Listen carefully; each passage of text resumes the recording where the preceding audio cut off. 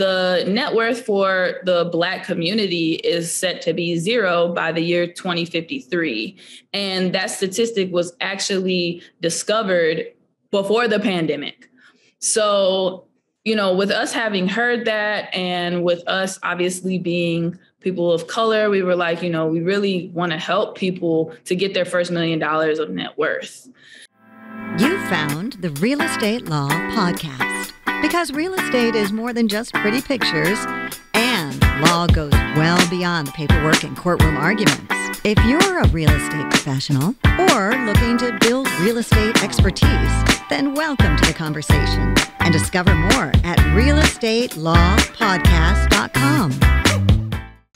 Hello, hello, hello. It's another episode of the Real Estate Law Podcast. I'm Jason Muth here with attorney broker Rory Gill from Next Untitled Town Real Estate and Urban Village Legal in Boston. And we have amazing guests. We've been really looking forward to speaking with Jacqueline Schadeck. She is out of Atlanta. She's a certified financial planner. She is a host of a show herself, Melanin Money. She's building a community of investors. She's all into education and getting people financially free and on the right path. And we've been really looking forward to this conversation. And I wanted to welcome you, Jacqueline, to the podcast.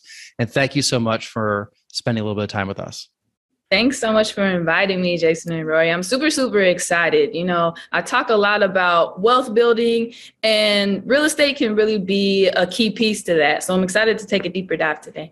Well, we're glad to have you. We love comparing notes with other investors around the country. We love talking about people that are kind of like on the right path financially, mentally, and are sharing that wisdom with others. And as a certified financial planner, I mean, it's kind of part of the gig, but you've taken that far beyond just building a business, and you're building a community.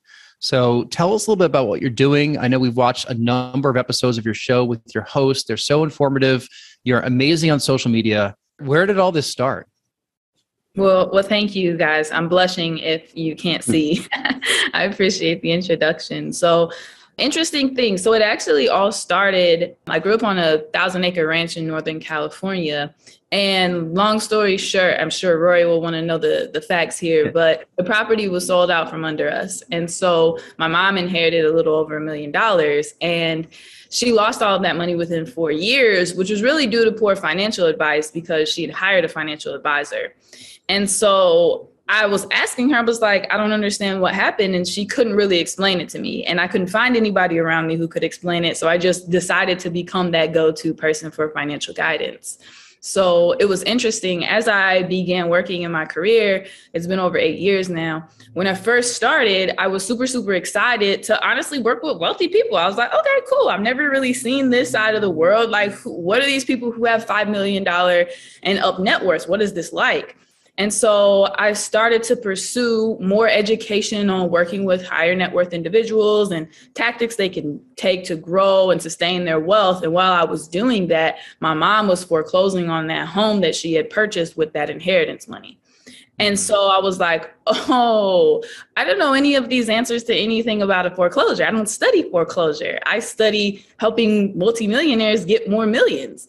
And so I realized that the people who really needed my information, who needed my help, who needed my guidance, who needed my financial competence were the people who didn't have the most money. And so I had to figure out how to make this pivot, which still sustained my life, right? How to make this pivot to helping more people who didn't have a whole lot of money. And so we were able to build a community. We were able to start the podcast. I've been able to produce very affordable courses, ebooks, and things to help people and like you said, social media, just free information. And so it's been quite the journey.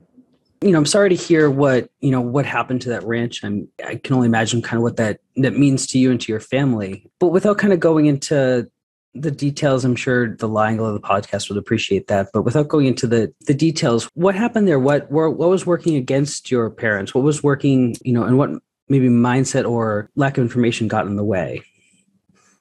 Good question. So it's funny because in California, when you grow up, you guys know, like when you grow up, you go through middle school, they put you through like the state history. And so you learn the history of the state pretty well in depth. And so a lot of us are familiar with the 1840 gold rush, where, a bunch of people rushed over to California for gold. And so my family was one of those people. And so that's how we got the land initially. And then the land was passed down from generation to generation. And so it had landed on a 50-50 split between my grandfather and his sister. And so the sister had, moved to the city and became the big businesswoman and all that stuff. And so she realized she had this asset that she could liquidate. And so she basically coaxed my grandfather into signing away his ownership, which he lived on the property. And so in the middle of us fighting this battle of her, forcing him to do this, he passed away. And so then the property was just sold. And so what happened was, you guys would know, listeners, more than, most people, when you look at your net worth, if you have real estate on there, it's not, unless it's cash flowing, it's just an asset that sits there. So unless you make money off of it in some type of a way, you're probably cash flow poor. So that's what happened with my family. We didn't have any cash flow. So there wasn't a whole lot of financial literacy. There wasn't a whole lot of, business acumen. And so once we inherited the money, we weren't exactly ready. And then the way that the financial advisory industry is set up, people get taken advantage of. It's hard to watch, but people get taken advantage of all the time. So you talked a little bit about the financial literacy and, the importance of cash flowing assets. And that land didn't cash flow at the time, right? But I mean, since you're a certified financial planner, it sounds like maybe you've taken that experience and recommend it for some of your clients. You mentioned net worth of 5 million or more. I don't know if that's the wheelhouse of who you're working with or if you're working with people just getting started, but you are an advocate for real estate investing. So talk a little bit about how real estate fits into the portfolios of some of the folks you're working with. Yeah, good question. So I think there's a lot of different spaces that real estate can fit into. The first one that I talk about, which isn't even the quantitative one, is just the qualitative of what does real estate do for you? Like in my case, my family having had that real estate for so long, everybody lived on that property before it was sold. So having real estate is a physical place, right, for us to gather. And when you think about real estate ownership, I tell people, I'm like, literally everything is real estate. We need real estate. I'm in real estate right now. I don't know exactly where y'all are. I know you're up north, but you're in real estate. The highway outside is real estate. The apartment building across the street is real estate. Everyone needs it. Everywhere you go, it's real estate. And so we have to figure out how it fits into your portfolio, how it fits into your lifestyle. For people who have multi-million-dollar net worths, a lot of times it's about how they can mitigate their taxes, actually. There's so many tax benefits that come along with real estate ownership that it's like, we can't overlook those. Even for people who don't have multi-million-dollar net worths, I have some clients that are just getting started. And so one client in particular, since the tax code changed a few years back, a lot of people are filing their own taxes. And so she had purchased a home in 2019.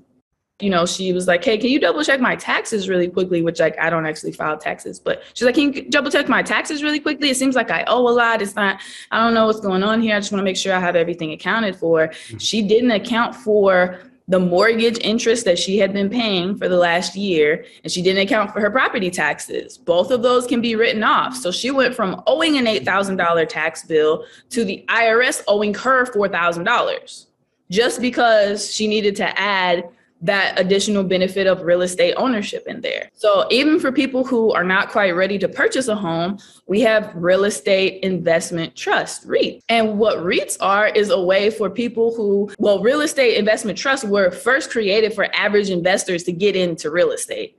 And so that's an opportunity for other people to invest in real estate as well, especially for people who can't afford commercial real estate. So I think that there's a place for everybody. REITs are a good place to start. I mean, it's a little more passive in nature too. If you don't want to be a landlord, you don't want to fix a roof, you don't have your network yet, just go find a good REIT that's invested well in growing assets or growing areas. I could see people getting fidgety because they want to, tinker with stuff. But with a REIT, you're not tinkering with anything. You're just, putting your chips down on the right number and waiting a few years, right? Yeah, absolutely. And there's so many options, opportunities there, commercial, residential, mortgage. There's just a lot of options. I actually have a question about the types of clients that you work with, because a lot of people at my day job know that I do real estate investing on the side. They know about Rory. And a lot of my conversations aren't about work. They're about that, because everyone's thinking about real estate these days, especially with property prices going up as they are. How educated are people that you work with? Like you talked about tax code. I think the three of us know, and many of the listeners on this know, the tax benefits of real estate. It's like a secret if you don't know, but it's like right out in the open for all of us, right? Tell us about the level of experience, even the high net worth people. Like, are they super smart about all this? Are they coming into it like, and you're revealing stuff to them that you thought they should have known? And the early people that are starting in their journey, like, what are the types of clients you're working with? What are the questions they're asking? It's funny because I can't remember the name of this test, but there's a personality test that we take and defines like what your strengths and weaknesses are, right? And in this particular test that I took, it was like, oh, you're a problem solver. So it's a strength for you because you can find like a problem in pretty much anything and find a solution. And so I was like, that's true, because it doesn't matter what net worth a client has when they come to me. I'm like, I can find a fallacy in your plan. I can find a fallacy, like something that you could be doing better, something that could be making your money work better for you, whether it's returning a better investment to you, or it's just something that makes you feel better, something that helps you sleep at night. So people across all incomes, all net worths, have something that they're missing. Like my biggest client had a $20 million net worth, and they still had areas that they weren't 100% adept on. And I think that that's because, you hire a professional to do what they do, right? Like we hire Rory as an attorney to do what he does because he spent a lot of time studying those techniques. And so I think that it's always helpful for people to have an objective third party just to take a look at what they have going on. To answer your question specifically, what kind of questions do they have? The tax code is always changing. High net worth clients are always going to have questions around the tax code. And part of that is because a lot of times you have a team, right? You have that net worth, you have a team. And so you have a team of your attorney, your CPA, and your financial advisor. And so a lot of people want to ask their CPA questions, which is really, really good. You need to do that. But you also need to understand that your certified public accountant is there to account for things that have happened in the past. That's what accounting is. A financial planner is there to look into the future and to help you say, oh, we need to plan for this. We need to, change these things, switch up the trajectory here. And so it's important that you have your team working together for you. And so a lot of times clients will have a particular question and I may need to bounce something off of their CPA, but we ultimately find out what's the most effective thing for them. When should somebody seek out and hire a professional, and when should somebody take initiative on their own? In terms of just comprehensive financial advising? Yeah. So, I think about people who kind of set it and forget it. They hire somebody to handle their investments, an advisor, and then kind of walk away and then just kind of treat that as if it's completely on autopilot. And I know there are roles for those people where you want to, set up an investment. But when should somebody be actively engaging with their own money and making decisions for themselves? And when should they be relying on the support of professionals? Good question. So I have a course that I sell, and I sell that to the general public, but I make sure that my clients have it and they're able to go through for the financial education piece, because all clients should be educated on what they're doing. So in my case, I tell clients, I'm like, look, I want you to know exactly what's going on in your portfolio and in your finances and why we're making the recommendations that we are. Because honestly, the best clients, and I don't know about you, Rory, but the best clients are the clients who literally could do it themselves, right? Those are the best clients. They could do it themselves. They just don't have the time or the real desire, right? Because then it's like they understand what's going on. They understand why they're making these changes, but they're just not the 100% expert. They don't do it all day, right? So I think that it's really key that you're having that annual meeting with your financial advisor. The industry is super, super convoluted. So it's hard because you may have hired an insurance person. You may have hired a tax professional. You may have hired, just somebody who sells annuities, right? Like, that person is not a comprehensive financial advisor who's going to look at all pieces of your financial picture and help you pull it all together. So I just think that it's really important that you're making sure that you have that person so that you can have an annual meeting, because you should be looking at it at least annually, if not more often than that, maybe quarterly, depending on your situation. And we will link up in the show notes your website, which features the ability to both purchase this course and work with you and whatnot. I want to talk about your real estate investments a little bit yourself, but I also, first, I want to mention Melanin Money and the Melanin Money Show, because I love the mission of what you're doing. How did that start? Like, what was the origin of it? How do you know your co-host? What's the community like? Let's talk more about that. Good question. So the Melanin Money Show is interesting. We actually had a Forbes Top 10 podcast called The Uncensored Show. George and I did. George started it. He invited me to be his co-host, which was based on him finding me on Instagram. So shout out to social media. It's actually a really, really powerful tool if you use it the right way. And so he found me on there and it was like, hey, do you want to be my co-host? And I'm like, sure. Because I didn't really want to start a podcast from scratch. It's not really my thing. He was like, hey, come be on the show. I was like, all right, cool. So we had started the community, and long story short, we ended up rebranding it to the Melanin Money Show and the Melanin Millionaires Club, just because we wanted to be really defined on what our purpose was and who we are serving. And, you know, the net worth for the Black community is set to be 0 by the year 2053. And that statistic was actually discovered before the pandemic. So, you know, with us having heard that, and with us obviously being people of color, we were like, you know, we really want to help people to get their first $1 million of net worth.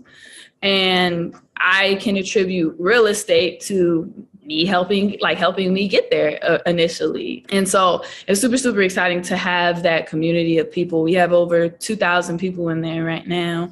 We're getting ready to put on our first conference. I don't know if you guys, if it'll be some social media clips of it on the internet by the time this goes live, but we're putting on our first conference in Miami. So super, super excited. We'll have over 3,000 attendees. So we're making the mission work, you know, and the mission is just to create $100 million of new Black net worth over the next 10 years. And so we have our work cut out for us. Wow. That is awesome. That is really great. It's a lot of work to put on a conference like that. But I mean, you've already built up this community, and, you know, my hunch is you're a celebrity among many of them. You even mentioned that you're getting noticed on the street now when you're walking around. Yeah, it's a little bit weird. I never thought that was going to happen, but people will just walk up to you like, oh my gosh, you're such and such. And you're just minding your own business. Yeah. But, you know, you're changing lives, right? Like, you're sharing information online. I mean, social media is great. And the investment in time, you know, leads to all of this. I'm sure it's not free. Well, first of all, time isn't free. But second of all, the production and people that you hire and work with and whatnot, you know, that costs money. You want to offset. But, you know, it's the influence. And it's not like a traditional, quote unquote, influencer who, you know, we all know the influencer culture these days. Some people are just hawking products, but some people are changing lives. I mean, the Bigger Pockets is a great community for real estate. You know, maybe you've been part of that as well. I think a lot of people that have been on this podcast know about that. And I read so many things about how it legit changes people's lives. It changes how they think. And my hunch is, you know, the Millionaires Club is the same way, you know, and you might come out of that with your conference. And is this the first conference you're doing? It's the first conference, yeah. Yeah, you might come out of that with just, oh my God, you know, such great accolades afterward. And I could just imagine some of the quotes you're going to see on social media and some of the testimonials afterward, you know, if all goes well. Yeah, thank you so much. It's super exciting. Yeah, I told the people who are coming, I said, look, the goal is for us all to be able to pitch in on the yacht next year, okay? Not just for us to pick up the tab. I want everybody to pitch in. So that's the goal. Pass the hat around the room, right? Absolutely. So talk about your real estate investments. You know, I know you have a couple of properties. I'm not sure exactly, you know, how they're cash flowing or what they're doing, but, you know, what's the direction that you chose to go with your own personal portfolio? It's interesting. So I actually bought my first investment property before I bought the house that I live in. I don't really recommend that. I don't know your guys' opinion, but I don't really recommend that because I really think that you need somewhere that you're going to be stable. And so I was still renting during that time. And for me, it just didn't feel stable. So I ended up selling that duplex that I purchased, and I sold it in 2020. Before 2020, I had bought the house that I live in now. For me personally, I don't know if there's any other single women listening to this podcast, but for me personally, I chose the condo life because I was like, I just want somewhere safe, secure. I don't have to do any maintenance, decent HOA fees. I just pull in, come home and leave, and not responsible for the roof or anything like that. So I chose the condo life. So those were my first two investments, if you will. Atlanta real estate, of course the whole nation is up, but, Atlanta real estate specifically is up like over 30% in the last year or so. And it's been nice. It's been nice. And then since then, I bought two other properties. I bought one in Mississippi, and then it's just like a little house in Mississippi, a little single property home. And then I bought another property in South Atlanta, 6 acres that has a current house on it, but I plan to tear the house down and build 6 houses. Wow. Little subdevelopment. Yeah, I think it'll be exciting. Little. Are you going to sell those 6 houses off individually? Or are you kind of keeping all that yourself and you're planning to do, short-term or long-term rentals with all 6? I have not 100% decided, but I think I'm going to rent them. Mm-hmm. It's in a pretty good school district, and so I think I'm going to rent them. Yeah. So you'd keep it all yourself then, basically keep all 6. Rory and I talk a lot about this, and we watch a lot of news, probably too much news. It's not unheard of for someone to buy a second home before your first home. I think that happened a lot in the pandemic, where there were a lot of people that were buying homes outside of the city, whatever city, you name it, Chicago, Boston, New York, Atlanta, DC, that had more space, right? Where they can go buy something and escape the pandemic, escape, being cooped up in their small apartment. And they couldn't maybe afford in that city yet, but they certainly could afford 2 hours away. So I think there definitely is a precedent for doing something like that. Yeah, mine was way before the pandemic. Yeah. But yeah, no, that makes a lot of sense. I've seen it's been a crazy, just here in Atlanta, just watching real estate go. It's just been a really, really crazy battle. I lucked up on my property that I bought a few months ago. I got lucky that the guy was ready to move out. It was time for him to go to assisted living, and he was just ready to get rid of the property. So I just right time, right place kind of a deal. But yeah, it's been an interesting last couple of years. Yeah. There's a degree of luck involved with all real estate, though, in my opinion. I mean, I could probably give the same example of being lucky. Like I got lucky with where I bought my first condo in Boston. It happened to be, a neighborhood that was turning and then just accelerated. But I think some of that luck is also intuition, right? Like you probably had the intuition to identify that as a good deal.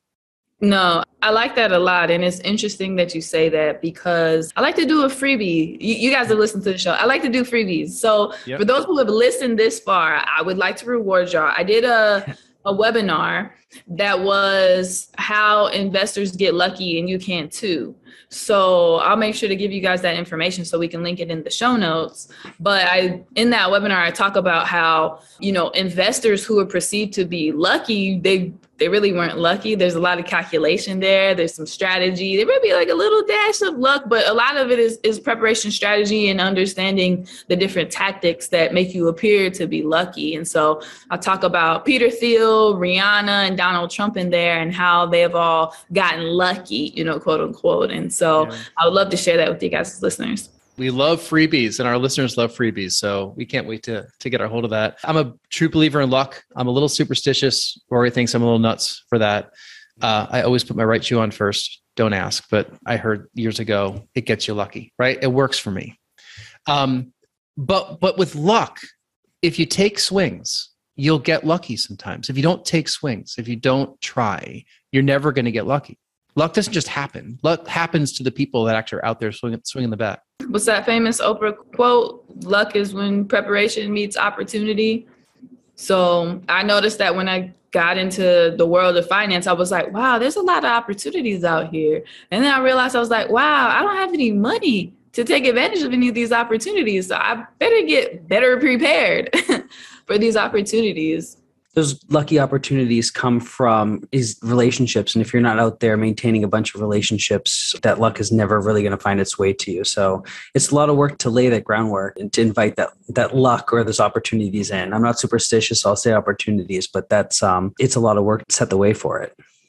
Yeah, no, that's very true. And it wasn't until, we started gathering again in person that I was like, oh, we need this. You need that to like build the genuine connections. And so that's why we were like, it's time for us to put on a conference. Like, we've got to meet people in person and build these real relationships. And there's so many times, even like you were asking me earlier, Jason, how did I come about like meeting my podcast mates and business partners? And it was social media. There's a lot of people that are listening that are scared to put themselves out on social media.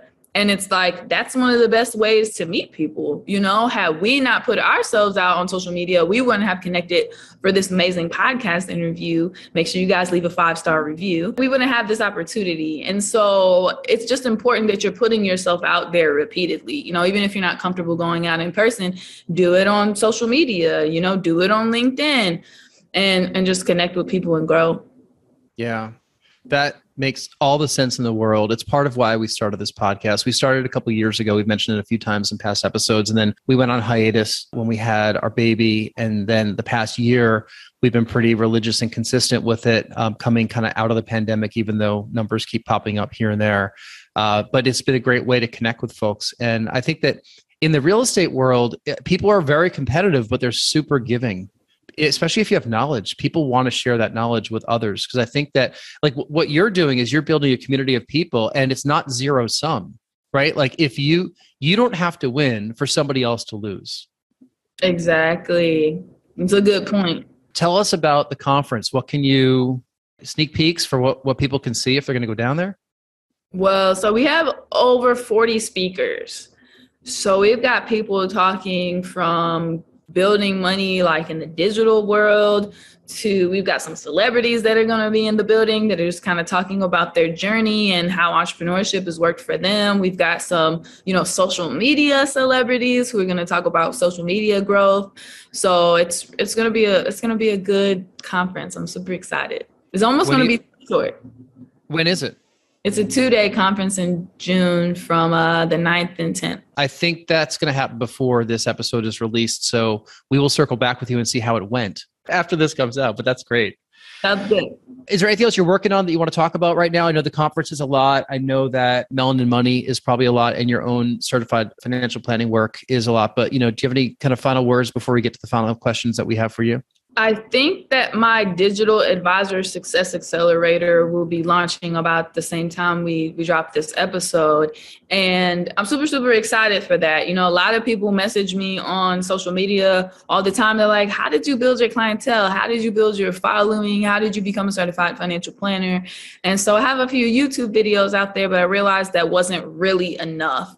And I'm really just trying to be the mentor that I know I needed when I started in the industry, because sometimes you just need somebody to tell you straight up, what's the best path? What are the best options? And I made plenty of mistakes along the way. There's some things that I did late that I should have started earlier. And so I just want to share that inside of my mentorship that I'll be launching in July to help others become successful digital financial advisors. So super, super excited for that. That's probably my newest thing that's coming up. I'm going on a TV show in late June that airs on Comcast. So super, super excited for that too. So I don't know. There's always something going on. You just got to follow me on social media to see. Rory, this is going to be one of these episodes that like a year later, we're going to be like, I can't believe that we had Jacqueline on the podcast. Because like you'll be everywhere right now, like mogul of these conventions on Comcast TV, mentor to many. So we're grateful that you came on. Our tagline is going to be, we're the podcast that Jacqueline Schadeck came on. So I appreciate that. Please send us all that stuff so we can put it in the show notes. We definitely want to make sure everyone has all the links to all those areas to find all those great resources. Let's get to our final 3 questions. We ask these of all of our guests just as a way to kind of wrap things up and get to know you a little bit better. The first question that we have is, if you were to get on stage for a half hour, and you might do this, at your conference and talk about something with zero preparation, what would it be? Really funny. I did Toastmasters for a little bit when I first started in my profession because I'm an introvert, guys. I'm a big introvert. So I would probably get up and talk about, it's funny, I just remember I had to talk about Tang.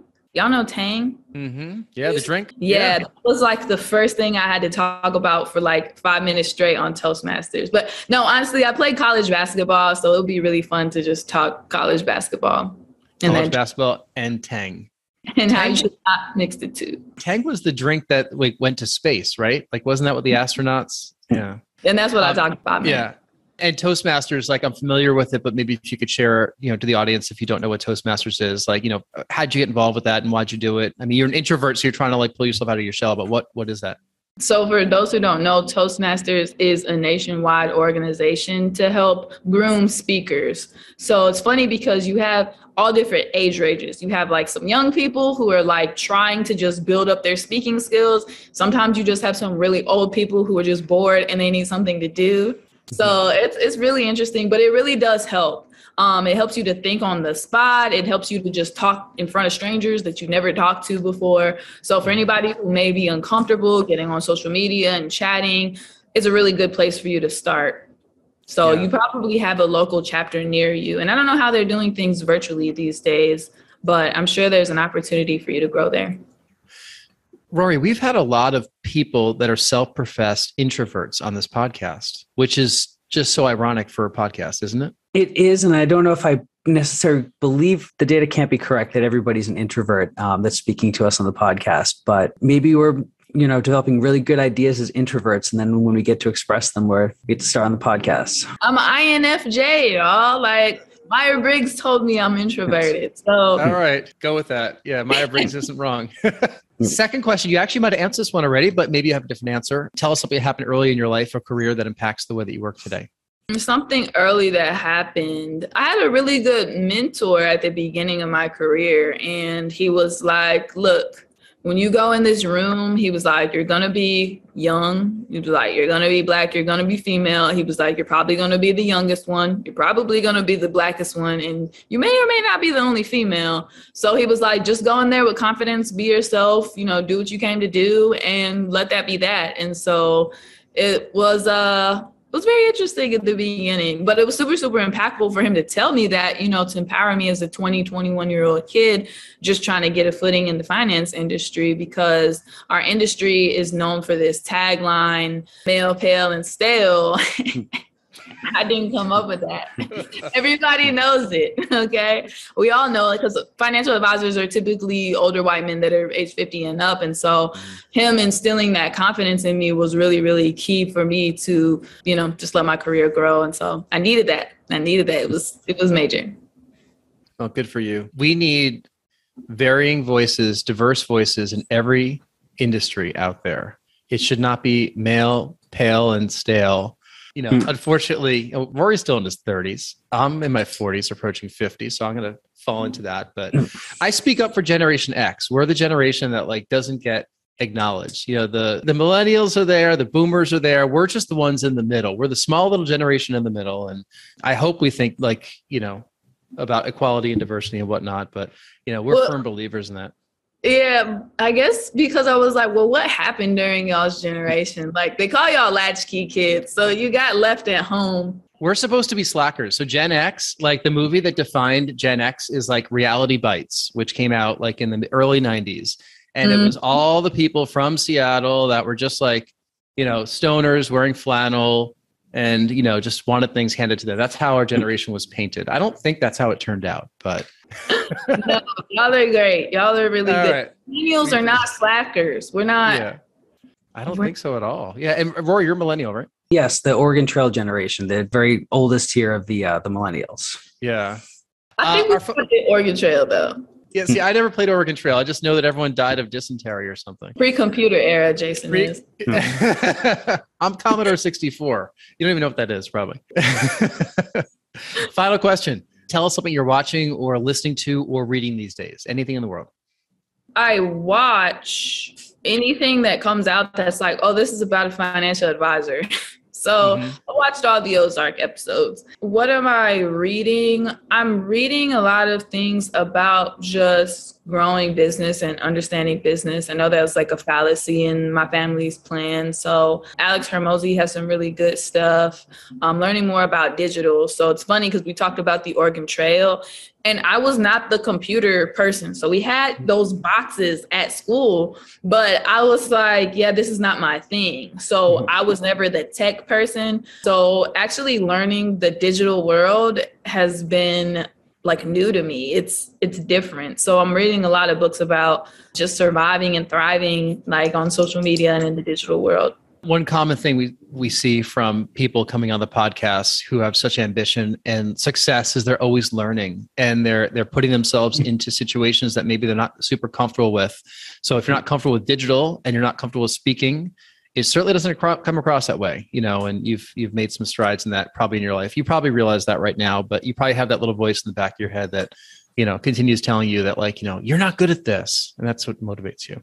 Yeah, it's called your gremlin voice. So for those listening, ignore that guy, ignore that gremlin, because I think I'm just a walking testament that you really can achieve anything you want. Like you really can go after anything you want. I follow the Jeff Bezos goal setting method, which is to look forward 7 years in the future and decide what you want 7 years from now to look like, and then work backwards to engineer that plan. And what I realized when I did it the first time, which was about 7 years ago, was everything that I manifested is what came true. And so what I learned from that was stop listening to the gremlin and set bigger goals, because you really can achieve anything that you put your mind to. So I know it's a little cliche, but I appreciate y'all that made it to the end of the episode. Yeah. Well, I don't know. I think people have made it to the end. They're just, I always say leaning in and listening, like, listening more closely. So if you're still listening right now, you're clearly leaning in, and I hope you've enjoyed the conversation. Let's tell everyone where we could find you, your website, your social. What would you like to put out there? So everything is Jacqueline Plans. So when you look for me on social media, whichever platform is your choice, you will find me there. We will put links in all the show notes. We're pretty good with that. Rory, where can people find you? They can find me at my brokerage, Next Home Titletown, nexthometitletown.com, or my law practice, Urban Village Legal, urbanvillagelegal.com. Awesome. And yeah, if you're still listening, like drop us a review, drop us a 5-star review. I know Jacqueline's going to tell all of her friends to go do that once she gets off this and once we publish the podcast. Got 3,000 new fans, hopefully, down in Miami. But, we wish you the best. We hope that, when this comes out, the conference will have been a smashing success. So, but up until that point, we hope that, your final weeks of planning go really well, and that you enjoy the conference, and that a lot of people get things out of it. So I think it's going to be a dynamic showing for you guys. Well, thank you guys so much. I appreciate your support and having me on, and I'll see you soon. All right. Awesome. And thank you for listening. It's been the Real Estate Law Podcast. I'm Jason. I'll see you later. Bye. This has been the Real Estate Law Podcast, because real estate is more than just pretty pictures, and law goes well beyond the paperwork and courtroom arguments. We're powered by Next Home Titletown, Greater Boston's progressive real estate brokerage. More at nexthometitletown.com. And Urban Village Legal, Massachusetts Real Estate Council, serving savvy property owners, lenders, and investors. More at urbanvillagelegal.com. Today's conversation was not legal advice, but we hope you found it entertaining and informative. Discover more at realestatelawpodcast.com. Thank you for listening.